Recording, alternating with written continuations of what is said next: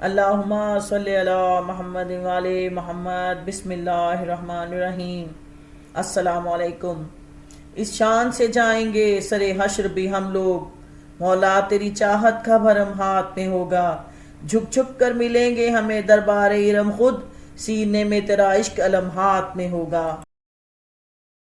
ملک الموت سے پوچھا، کیا تم نے کبھی کسی کی جان لیتے ہوئے کبھی تمہیں تکلیف محسوس ہوئی، تمہیں اذیت محسوس ہوئی یا تم روئے؟ تو ملک الموت نے جواب دیا، 2 مقام ایسے آئے جب میں بہت رویا۔ پوچھا وہ کون سا مقام تھا؟ کہا یہ کہ ایک دفعہ ایک کشتی دریا میں جا رہی تھی، خدا نے حکم دیا کہ جاؤ اور جا کر پر مارو اور اس کشتی کو تباہ کر دو، اور اس میں سے جتنے لوگ ہیں سب کی روح کو قبض کر لو، مگر ایک خاتون جو اس وقت حاملہ تھی، کہا اس کو ایک تختے پہ رکھو اور اس کی حفاظت کرو۔ پھر اس عورت کو خدا تعالیٰ نے زندہ رکھا، وہ تختے پہ زندہ رہی، کچھ عرصہ بعد اللہ تعالیٰ نے اس کو بیٹا عطا کیا۔ اس کے بعد حکم پروردگار ہوا کہ اے ملک الموت جاؤ اور اس کی روح کو قبض کر لو۔ میں بہت رویا کہ خالق کائنات، اس کا بچہ بہت چھوٹا ہے، اس کو ماں کی ضرورت ہے۔ تو خالق کائنات نے کہا کہ جو میرا حکم ہے۔ میں بہت رویا اور میں نے اس کی روح کو قبض کر لیا۔ پھر اس بچے کو ایک ہرنی نے پالا، اسے دودھ پلاتی تھی، اس کی حفاظت کرتی تھی۔ اب وہ بچہ جو بچپن میں ماں سے بچھڑ گیا، باپ سے بچھڑ گیا اور جس کشتی میں تھا ان لوگوں سے دور ہو گیا، سب لوگ دنیا سے چلے گئے، وہ اکیلا ایک جنگل میں پل رہا تھا، اور جب وہ پل کر جوان ہوا تو وہ شداد بن گیا۔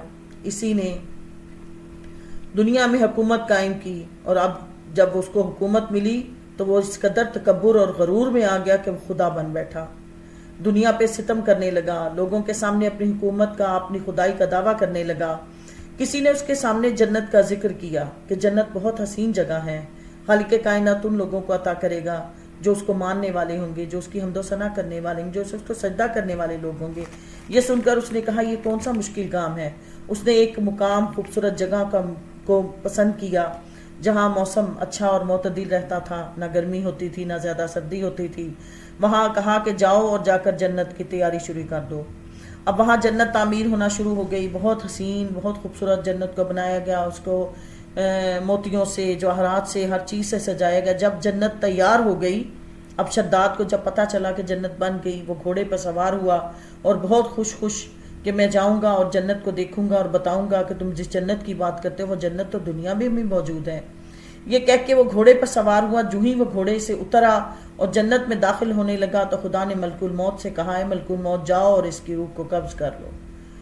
تو اس وقت ملک الموت نے خدا سے سوال کیا، رو پڑی کہ خالق کائنات، یہ بچہ بہت چھوٹا تھا جب اس کے سر سے ماں کا سایہ اٹھ گیا، یہ پلا بڑا، اس نے محنت کی اور پھر یہ حکومت پہ آ گیا، اس نے ایک جنت بنائی، اب جب وہ جنت بن چکی ہے اب اس کے وہاں جنت میں داخل ہونے کا وقت آ گیا۔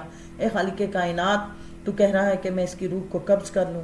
تو خالق کائنات نے ارشاد فرمایا کہ جنت کافروں پہ حرام ہے، اس لیے حکم دیا جاؤ اور اس کی روح کو قبض کر لو۔ تو ملک الموت نے کہا میں اس وقت بہت رویا اور اس کی روح کو قبض کر لیا۔ تو خدا بتا رہا ہے کہ جنت ظالموں پہ، کافروں پہ حرام ہے۔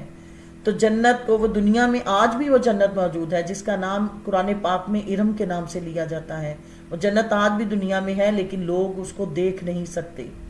ایسے ہی جیسے امام وقت مولا امام زمانہ دنیا میں موجود ہیں، لوگوں سے ملاقات کرتے ہیں، جس سے چاہتا ہے ملتے ہیں، جو انہیں دل سے پکارتا ہے اس کی فریاد کو آ جاتے ہیں، لیکن وہ دکھائی نہیں دیتے۔ اس لیے خدا نے ایسی چیزوں کو پردے میں رکھ کے بتایا کہ جنہیں ہم اپنے پردوں میں رکھتے ہیں ان کے پردوں کو کوئی دور نہیں کر سکتا۔ اللہم صلی علی محمد وعلی محمد۔